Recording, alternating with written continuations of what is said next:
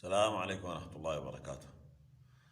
يقول الله سبحانه وتعالى: ولا تتمنوا ما فضل الله به بعضكم على بعض. كثير من الناس يا اخواننا بعاين للغيره، ما بعين للنعم اللي ربنا سبحانه وتعالى اداها له. كثير من الناس الواحد بعين فوق ما بعين تحت. دائما انت لو داير تقارن، قارن بينك وبين الاقل منك في كل حاجه، لانه الاقل منك بيتمنى انه يكون في درجتك، وانت بتتمنى انه تكون في درجه الاعلى منك، والاعلى بيكون يتمنى انه يكون في درجه الاعلى منه. لكن لو كل انسان بعاين لنعم الله سبحانه وتعالى اللي اداها له وسلبها للآخرين، بيحمد الله عز وجل على أن ربنا امتن عليه بنعم كثيرة وبعاين للنعم.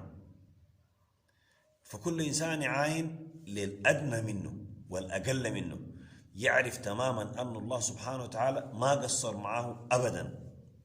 بعدين أنت لما تعاين لغيرك ما تنظر بمنظار واحد، انظر بمنظارين. عاين انت تصل دار تعاين للنعم اللي ربنا اداها انعم بها لغيرك. قد يكون الغيرك ده عنده مشاكل انت ما عندك، قد يكون عنده مشاكل كبيرة جدا انت لو ادوك لها ما تقدر تتحملها، ما عندك لها اصلا طاقة.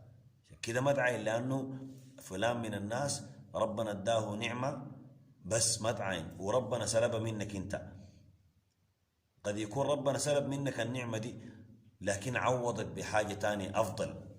قد يكون عوضك بالصحة، وفلان من الناس ذاك مثلا اللي عنده قروش ما عنده صحة، صحته تعبانة، عنده أمراض كثيرة. لو أصرف قروشه دي كلها، لو صرف قروشه دي كلها فيها ما بيقدر يعالجها.